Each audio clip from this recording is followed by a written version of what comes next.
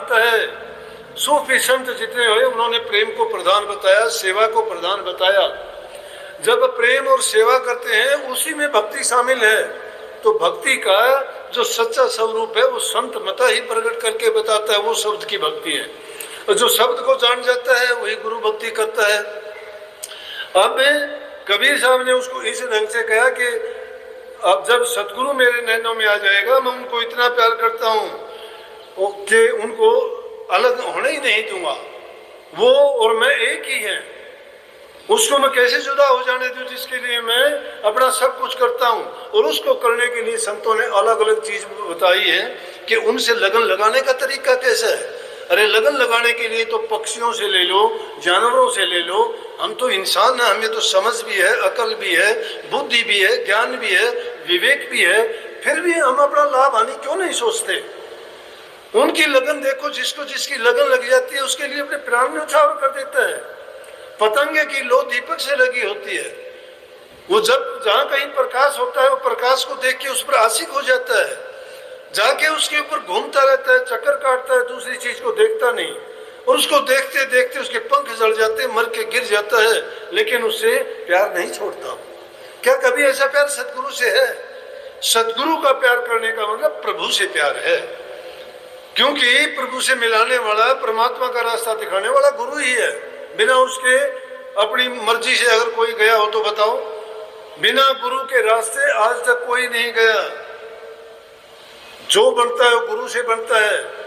कोई भी एक भी बताओ कि जिसने बिना गुरु किए भक्ति की हो या प्रभु के दर्शन हुए हो। बल्कि गर्भ योगेश्वर थे, वो भी बैकुंठ से नीचे फेंक दिए गए, गुरु धारण नहीं किया था। जनक को गुरु बनाना पड़ा, जब जाके उनको इजाजत मिली। नारद जी ब्रह्मा जी के पुत्र थे, वो जहां बैठते थे वहां से उसको खदेड़ दिया जाता था। बाद में जहां बैठते थे वहां से मिट्टी उठा के बाहर फेंकी जाती थी कि जहां नारद जी बैठे हो जमीन अपवित्र होगी, क्योंकि उन्होंने गुरु धारण नहीं किया था। जब नारद जी ने इस चीज का पता किया तो उनको गुरु धारण करना पड़ा। कहने लगे जब गुरु धारण नहीं करते और हमारी ये बेइज्जती होती है तो मैं गुरु धारण करूंगा। गुरु धारण करना पड़ा। तो गुरु का महत्व इतना ज्यादा है। तो हम तो संसारी जीव हैं, कदम कदम पर गलतियां करते हैं, पाप करते हैं, हर प्रकार के हमारे से ऐसी बातें होती रहती है। तो बिना गुरु के हम कैसे बचेंगे। लेकिन गुरु की शरण जब ले लेते, ये मत सोचना कि गृहस्थ में नहीं हो सकता। भक्ति अगर करते हैं तो गृहस्थ में ही कर सकते हैं। चार पदार्थ जो कोई मांगे संत जनों की शरण न लागे। जिनको चार पदार्थ धर्म अर्थ काम मोक्ष की जरूरत है, संतों की शरण में चले जाओ। गुरु मिले तो एक फल, संत मिले फल चार, सतगुरु मिले अनेक फल, कहे कबीर विचार। कि अगर आपको तीर्थ व्रत करते हो तो एक फल मिलेगा, एक फल मिलेगा उससे।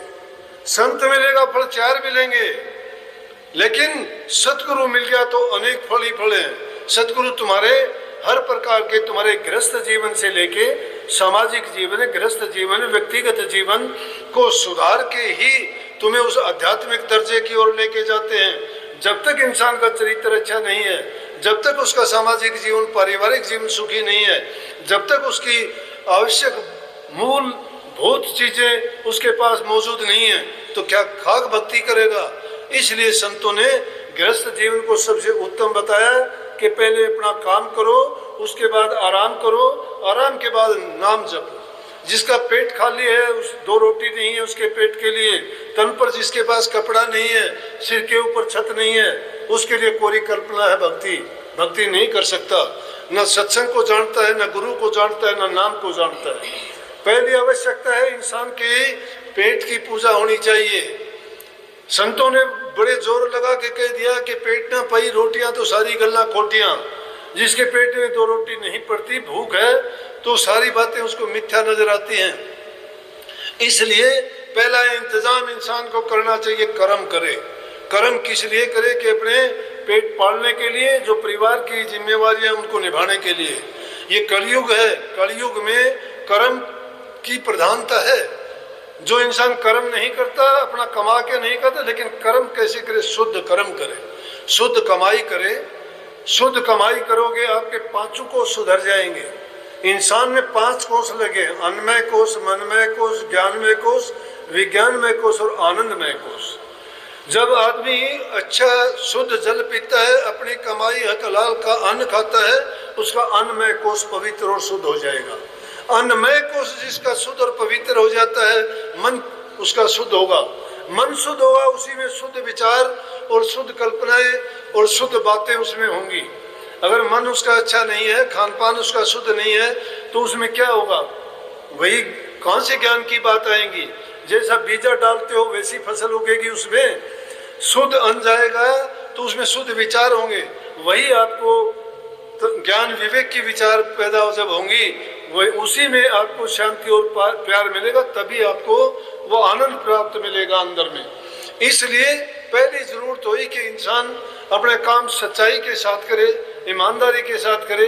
किसी का धोखाधड़ी का, चोरी का, कट का मांग के किसी का खाते हो, किस लिए? अरे जिससे तुम लेके खाते हो उसके कर्जदार बनते हो। क्यों किसी का लेके खाते हो? कर्म करो, अपने हाथ से कर्म करोगे, कमा के खाओगे। वो तुम्हारे लिए क्या है कि आया सो दूध समाना, मांग लिया सो पानी, खेचा तानी रक्त बराबर, ये सतगुरु की वाणी। जो आता है वो दूध के समान है। देने वाला अगर प्यार से आपको देता है तो यूं सोचो कि वो आपको तोहफा और वो प्यार देता है, उसमें उसका दिल छिपा हुआ है, तो वो चीज आपको लाभ ही लाभ देगी। लेकिन आप एक कहता है कि नहीं मैं तो ये लूंगा आपसे, और जब उससे वो खेचा तानी करके लेता है तो उसमें तो ऐसा है जैसे किसी को हलाल करके उसका रक्त निकाल के पिया जाता है। इसलिए अपनी मेहनत से जो इंसान कमा के खाता है, चाहे वो रूखी सूखी खाता है, उसके शुद्ध विचार होंगे, जीवन उसका पवित्र होगा, आत्मिक रूप से वो संतोषी होगा।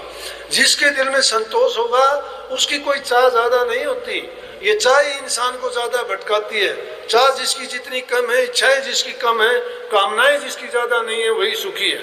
साधु फकीर महात्माओं को देखते होगे, फटे हाल है, तल पर कपड़ा नहीं, शाम का खाना का पता नहीं कहाँ मिलेगा, क्या खाएगा, स्थान का ये नहीं, कहाँ तुम्हारी रात कटेगी। लेकिन चाह गई चिंता मिटी तो मनवा बेपरवाह, जिनको कछु न चाहिए उस साहन की चाह। शहंशाहों के शहंशाह जहाँ रुक जाते हैं वही उनका घर होता है। जो 2 रोटी दे देता है वही उनका अन्नदाता होता है। और भूखे अगर सो जाते हैं तो प्रभु की मौज को मानते कहते हैं कि आज मेरे मालिक की मेरे लिए यही मौज है।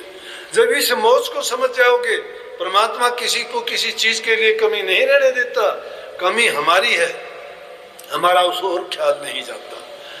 ये गुरु पर्व के नाम से है, इसलिए ज्यादातर ये बातें गुरु हमें वो ज्ञान देता है। इसलिए संत कहते हैं कि सतगुरु मिले अनेक फल। अगर आपको सतगुरु मिल गया तो सब प्रकार की चीजें देगा। दुख को भी आपको हरेगा, पाप को भी आपको हरेगा, जीने की कला भी आपको सिखाएगा। गृहस्थ जीवन, व्यक्तिगत जीवन, तुम्हारे चरित्र को ऊंचा बनाने के लिए सब प्रकार की बातें बताएगा, तो अनेक फल मिलेंगे उससे। लेकिन अगर और चीजों के जरूरत होगी तुम्हें, तीर्थों पे, व्रतों पे, पूजा पाठ में जाओगे तो एक एक चीज का हल होगा। देवताओं की भी पूजा करते हो, किस लिए करते हो? मुक्ति नहीं है, करते हो। लौकिक भक्ति है, ठीक है, किस लिए करते हो?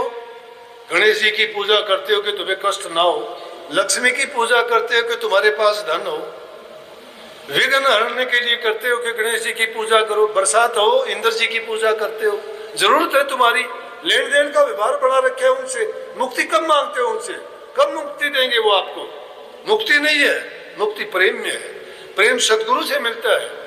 सतगुरु नाम की भक्ति बताता है। इसीलिए कही है कि प्रथम सीढ़ी है गुरु भक्ति। गुरु भक्ति बिन काज न रति। गुरु भक्ति दृढ़ के करो पीछे और उपाय। बिन गुरु भक्ति मोज कभी न काटा जाए। मोटे बंधन जगत के गुरु भक्ति से काट। जिन्ने बंधन चित्त के कटे नाम प्रताप। जब लग मोटे जा नहीं तो झीने कैसे जा। ताते सबको चाहिए नित गुरु भक्ति कमा। गुरु को वो जानता है जिसने गुरु को पहचाना है। गुरु की शरण में हम भी गए थे, कभी सोचा भी नहीं था। ये गुरु महाराज की कृपा ही थी जो आप लोगों के सामने बैठा हूं। नहीं तो क्या पता कि इस जिंदगी की शाम किस गली में कब हो गई होती।